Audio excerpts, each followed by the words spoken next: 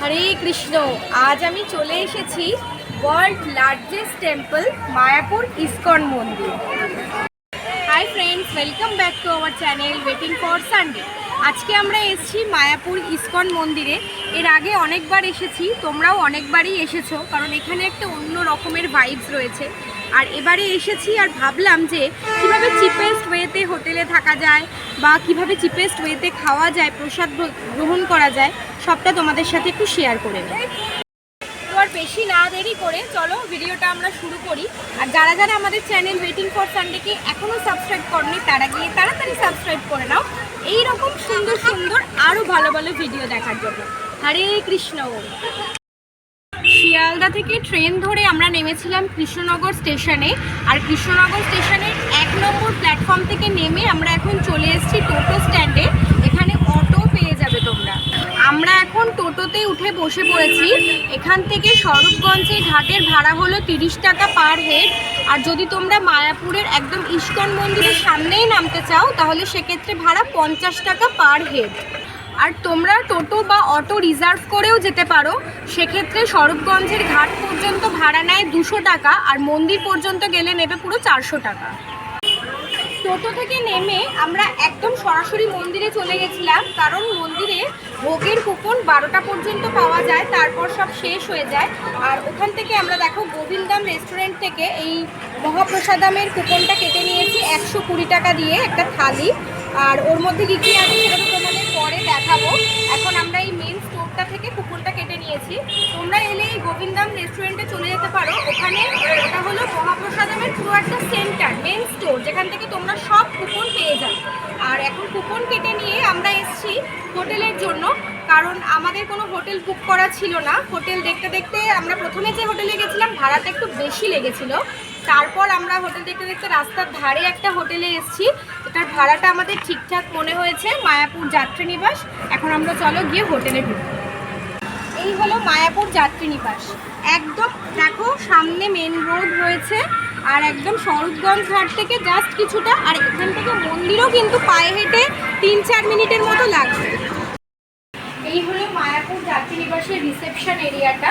আর এবার আমরা যাবো রুমে, আর আমাদের রুমটা গ্রাউন্ড ফ্লোরেই আছে। চলো তোমাদের সাথে একটু শেয়ার করি। দেখো এটা হলো আমাদের রুম, এই হচ্ছে আমাদের রুম। এখানে রয়েছে একটা বড় খাট, যেখানে 3 জন থাকতে পারবে, ডাবল বেড, কিন্তু দেখো বেডটা অনেকটাই বড় রয়েছে, নিট অ্যান্ড ক্লিনই রয়েছে। ওদিকে রয়েছে বালিশ, আর এদিকে দেখো একটা ছোট্ট বেসিন রয়েছে, যেটা খুব দরকার, কারণ বাথরুমের মধ্যে বেসিন থাকলে খুব অসুবিধাই হয়। আর এদিকে পিছনে রয়েছে একটা বড় মিরর, রেডি হওয়ার জন্য খুবই ইউজফুল।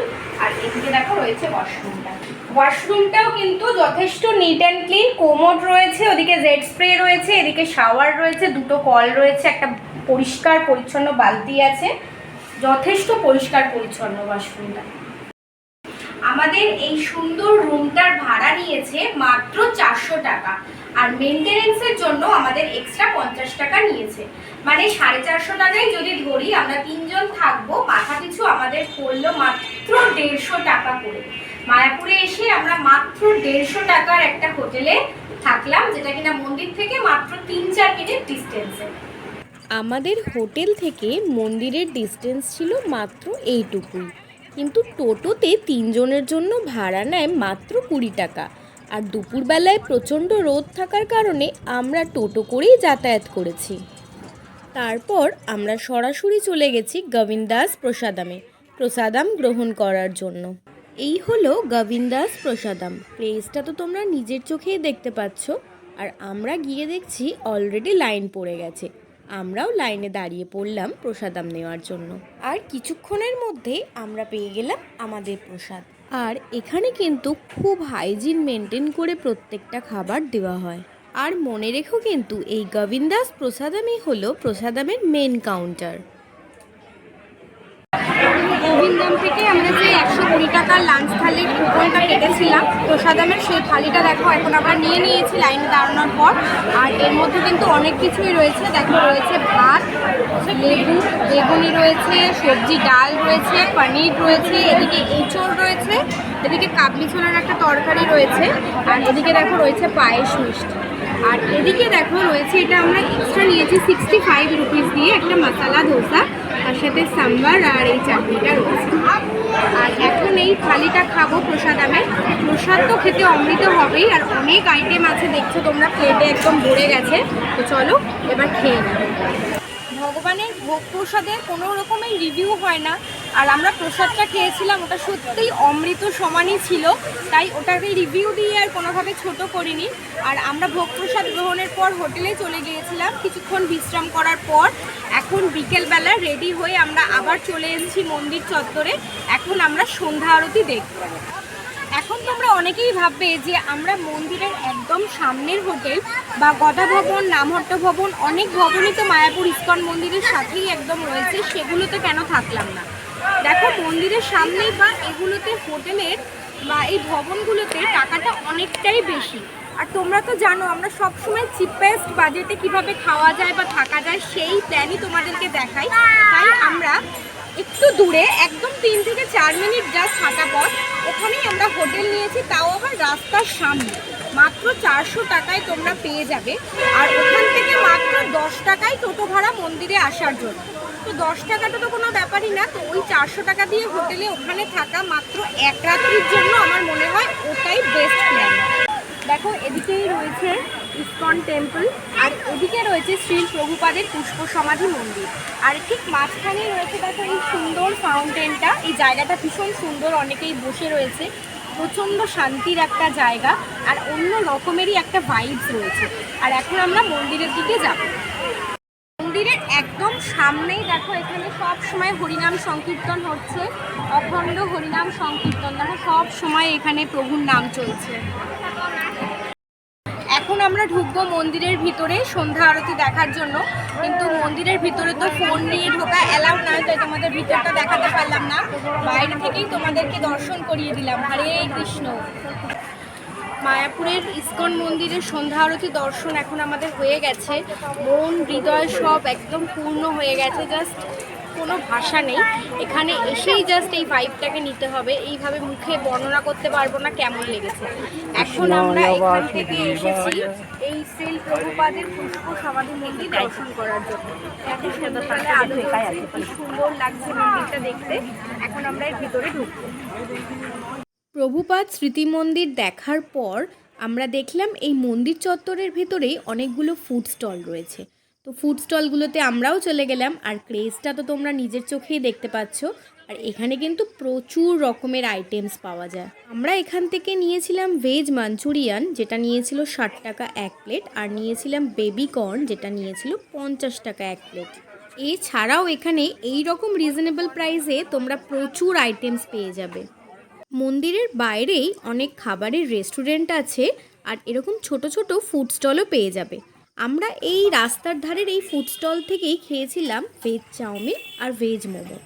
আর এগুলোর প্রাইসও কিন্তু খুব রিজনেবল ছিল। 6 পিস ভেজ মোমো নিয়েছিল মাত্র 50 টাকা।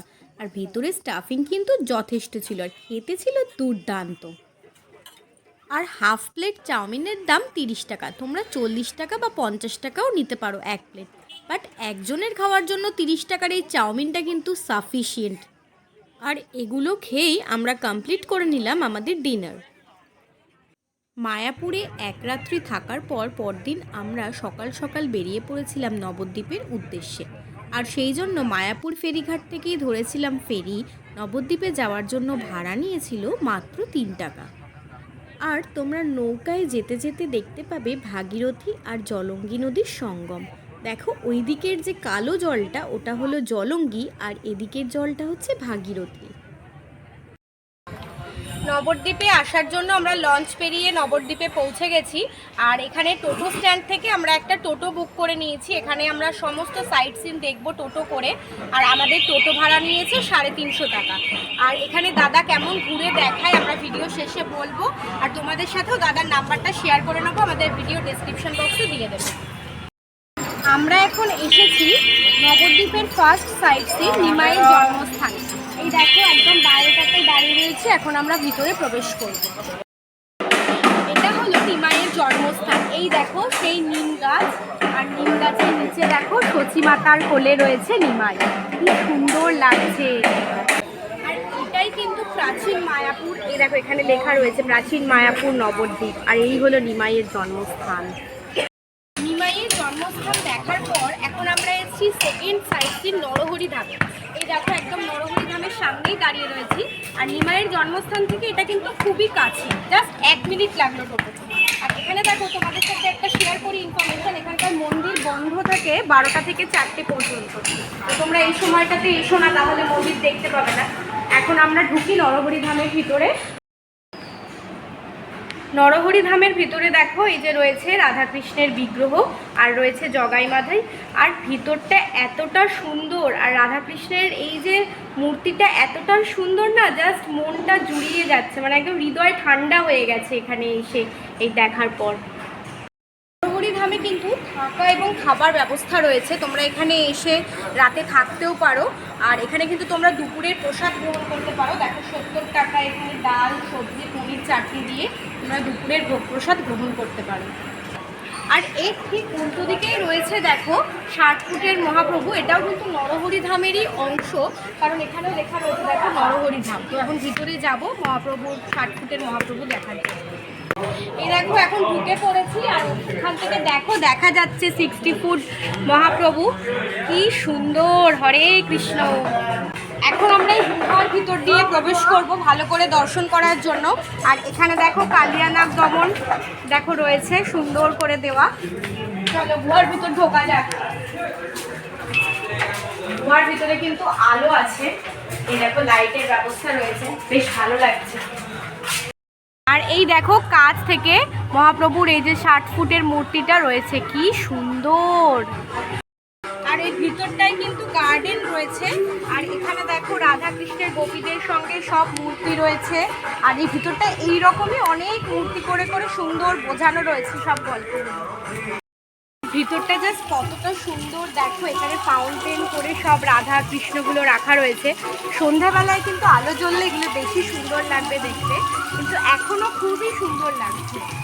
আর এই ভিতরটা কিন্তু মিউজিয়াম রয়েছে, আর মিউজিয়ামের মধ্যে সুন্দর সব গল্পগুলো লেখা রয়েছে। এখানে দেখো রাধাকৃষ্ণ রয়েছে, এদিকে দেখো রয়েছে লালগোপাল, এদিকে রয়েছে নরসিংহ। ভিতরের মিউজিয়ামটা কিন্তু খুব সুন্দর। এখন আমরা এসেছি নেক্সট সাইট সিন পোড়ামাতা মন্দিরে। দেখো এই বট গাছটা কিন্তু অনেক বছরের, কোটি কোটি বছরের পুরনো। আর এই বট গাছের নিচেই রয়েছে পোড়ামাতা মন্দির। আর এই মা কিন্তু ভীষণ জাগ্রত, যে যা মনস্কামনা করে সবই পূর্ণ হয় এখানে এলে। পোড়ামাতা মন্দিরের সাথেই একসাথে রয়েছে দেখো মা ভবতারিণী। এই দেখো এইদিকে রয়েছে ভবতারিণী মন্দিরটা রয়েছে পোড়ামাতা মন্দিরের ডান দিকে, আর বাঁ দিকেই রয়েছে এই তিলেশ্বর মহাদেবের মন্দির। দেখো এখানে মহাদেবকে বাইরে থেকেই দেখা যাচ্ছে। আর এখানে মহাদেব কিন্তু তিল তিল করে বাড়ছে, এখানে মহাদেবও ভীষণ জাগ্রত। এখন ভিতরটা যাবো আমরা দর্শন করার জন্য। পোড়ামাতা মন্দির আর তিলেশ্বর মহাদেব দর্শন করার পর এখন আমরা এসেছি নেক্সট সাইট সিন সোনার গৌরাঙ্গ দর্শন করার জন্য। এখন আমরা ভিতরে প্রবেশ করব। এই দেখো এই ওপরে রয়েছে সোনার গৌরাঙ্গ, আর এখন মন্দির বন্ধ রয়েছে, পুজো চলছে সেই জন্য।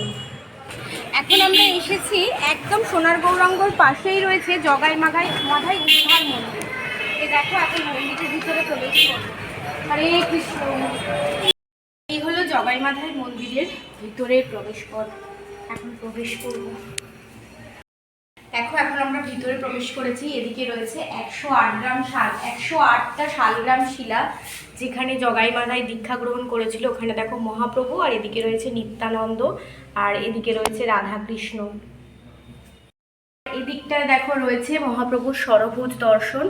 একই অঙ্গে তিনি যে রাম কৃষ্ণ সব ছিলেন, এই যে ষড়ভুজ দর্শন উনি যে দেখিয়েছিলেন বাসুদেবকে, সেই মূর্তি রয়েছে এখানে।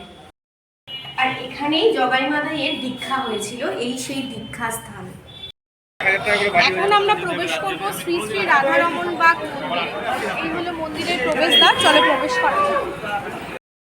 মহাপ্রভুর হস্তে রোপিত এই ফুল গাছ দেখো সুন্দর করে একদম বাঁধিয়ে রাখা রয়েছে।